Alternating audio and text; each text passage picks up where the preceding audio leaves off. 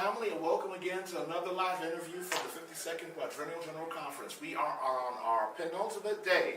That's a fancy way of saying we're almost there, y'all. And we are happy to have with us the president of one of our beloved AME institutions, Paul Quinn College. We have with us Dr. Michael Sorrell. Dr. Sorrell, welcome here on the Christian Recorder Dialogue today, here live at the General Conference. It's good to be here. It's wonderful to see you. Wonderful to see you again. You know, I've seen you online.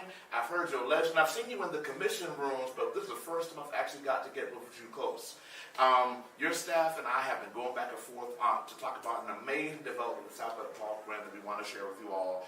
But first, this is the General Conference. So we were chopping it up beforehand. You mentioned that this is your 5th General Conference as a college president. So tell me, what is it like as a college president coming to an AME General Conference? So, first of all, let me just say, we are huge fans of the work that you are doing at the Recorder. Like, you know, I read the updates every day. We just are appreciative that you are telling the stories of the church, because that's important. But listen, the first time I came, I didn't really even know up from down. Okay, presiding elder George Johnson, he wasn't a presiding elder then, he's just been a long time trustee of the college. He tried to prep me, and he said, it's nothing like you've seen. You have to be flexible because things change on a dime.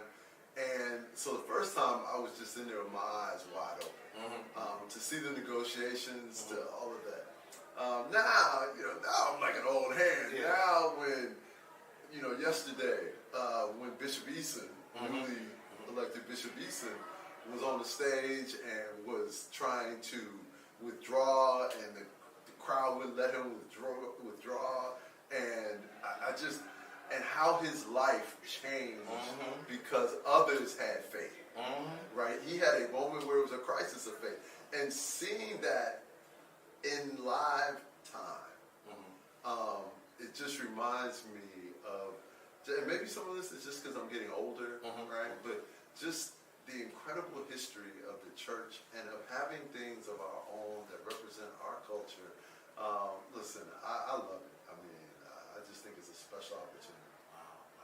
As we were coming in as well, we saw one of my good friends, one of my buddies, Felicia Commodore, walking in. And we know that she works with historically black colleges, specifically on institutions. She is now a tenured professor at the University of Illinois, the big one in Urbana-Champaign. And we've talked a lot about HBCUs and this renaissance that we're in, and Paul Quinn has had an amazing revitalization in your time there. And I know something really ultimately special has happened right now. So tell us, what's the latest piece of good news for Paul Quinn? No, so we received an anonymous gift of $20 million. Wow. And listen, like I tell people, it wasn't a pledge for $20 million. That check cash, right? So y'all made sure that someone, no shade to my rattlers, but y'all made sure that someone actually had the money in the bank for the check. I took the check to the bank myself, all right? Sat there and made sure the process, started the way it should. I mean, listen, our story is such a unique story. Yes. When I was inaugurated, I told people this is going to be the greatest transformational story in the history of higher education. There are no examples of institutions that effectively have been left for dead. And then not just to become sustainable, but to become one of America's thriving and special institutions. No matter who you ask, if you ask people in any level what are the most innovative colleges in America, Paul Quinn is named in that group, right? Not for HBCUs, not for minority-serving institutions, for any institution. And that comes because, we have been the beneficiaries of some incredible leadership, right? So people always talk about boards, and they speak about boards disparagingly. That has not been my experience. I have a wonderful board, and have always had a board that allowed me to be entrepreneurial, right? And so Bishop Ingram did that. I will always be grateful to him because he picked me, right? Bishop McKenzie, who was extraordinary. Bishop Richardson, right? I mean, these are individuals who have said, we trust your leadership to go do unusual things. And I've always tried to pay them back for that. But in addition to that gift, we just gained operational control of 4 middle schools. Wow. Right? And have 2 high schools on our campus. We added them during the pandemic. Wow. So we are enacting this vision where we think colleges, 4-year institutions should adopt their local school districts and provide those students with a visual pathway to college education. So what we're going to do, all of the schools that are under our guidance and those students will all be admitted to college as long as they maintain a 3.0 grade point average and stay out of trouble. Right? They will have an automatic admission to the school, because what we are saying is we have a bigger vision for American education than the small one that has been given to us. We are going to enact these principles, these beliefs, and we're going to do it under the banner of the AME Church, because if you know the history of the church, that's what we do. And so we have just refashioned it for the modern era, and we're doing it in a way too where people can forever take away this argument, well, we didn't have this and we didn't have that. We reject the politics of scarcity and we go build in abundance. You know what, and what I like about that model is like the school I work at, I teach at the College of Charleston, there's like a program that we're piloting where we'll go to middle schools and high schools and teach classes. And just to hear that you all have taken that like that and above and beyond is amazing. And just again, seeing what Paul Quinn has done, the innovations, there's too much to tell in this short interview that we have with you. But I would encourage you all to go look at the Paul Quinn story. Everything that y'all have done from, that redoing the football field to make it a community garden, to your partnerships, to that amazingly creative basketball space. I mean, y'all have just set the bar over and over and over again. And some would say that, and I know one of the big points in this election campaign has been, the role of HBCUs.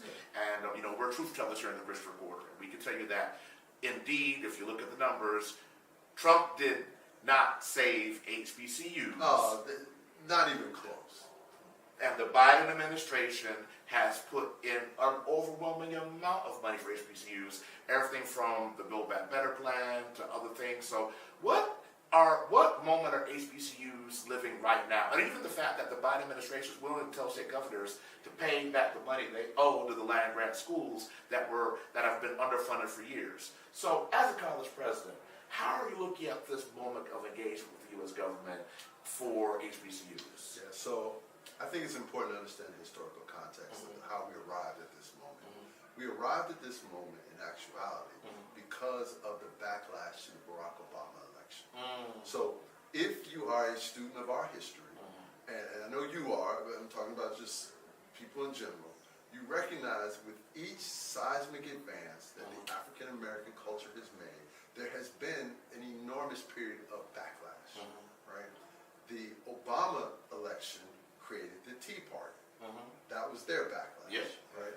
And the Tea Party planted seeds of discontent, anger, hostility, all across the southern part of the country. Other parts too, but it really manifested itself in those southern legislatures.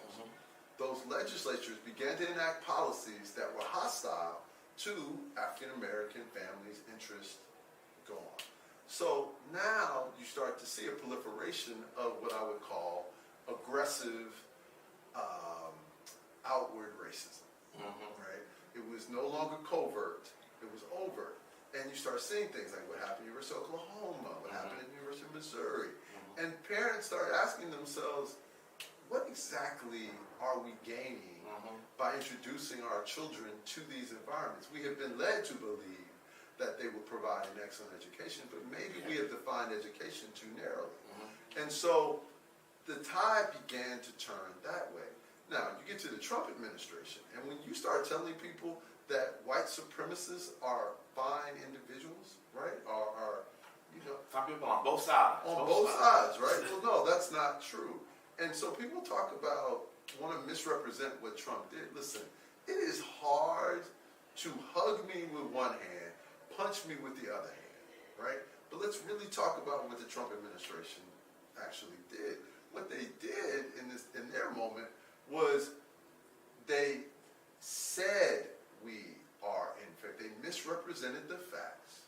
And then, to show you their true intent, attacked every level of African American life that would lead students to HBCUs. So ask yourself, how can someone be an advocate for you when they actually are attacking all the levels of society that produce students to come to you? Right? It just doesn't follow. Right? It doesn't follow. And so, he has a history of being incredibly consistent. How you choose to ignore that history just because of what someone says, I don't understand. But the Biden administration has been a friend to our institutions. And I have every expectation that a Harris administration, being the first time that an HBCU alum is in the White House. See, I don't think enough is made of that.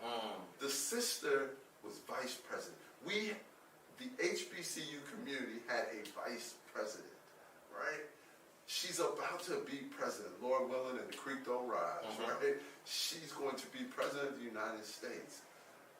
What this means for us from a resource standpoint will be extraordinary, from a confidence standpoint, because we can forevermore just dispel the notion that you can't get from here to there at an HBCU. No, you can become the president of the United States with an HBCU education. Wow. Come on now. That's wonderful. That's right. Wonderful. That's a good perspective to think about, because I mean, just looking at the fact that, yes, you may have done a move to, we also that photo op that President Trump had with the HBCU. Which I was forever thankful that I decided not to attend that. But then when you look at what you're doing beneath it, like you said, the system. Don't please see the forest around the tree. Anybody can do a photo op. Yeah. So, Dr. Sorrell, we know we got to get you out of here to the airport. Before you go, first of all, I want to highlight this $20 million gift that's going to be a major blessing to that school. And just thank you for taking your time to be here with us. And Paul Quinn has been an amazing light to the AME Church. So share with us, before you go, some final thoughts of what you want AMEs to know about Paul. No, thank you. Well, first of all, let me just say, what Paul Quinn wants the AME family to know is we are thankful. We are thankful for your years, actually your centuries of faith in us and investment in us. It has not always been easy, but we have always kept moving forward. We are here to make you proud. As we move forward, we are just warming up. We are going to uphold the AME principles of bringing light and knowledge to other corners of the world. Our goal, our vision, is to open up Paul Quinn colleges all over the world. Our urban work college model, where every Paul Quinn student gets a job, we think that model changes lives in a way that more people should have access to. That's what we're building towards. And in the process, we want to forever make sure that you all see us for how we see ourselves, an institution that is faithful to our history, but absolutely determined to keep making people proud of us. So thank you for your faith. Thank you for your gifts. Those of you who have sent money, thank you for that. Please continue to do so. But even those of you who can't send money, send us your prayers. We are grateful for those as well. All right. Thank you, Sorrell. We will see you next time. It's always a pleasure. And you'll be hearing more from us about Paul Quinn. Take care.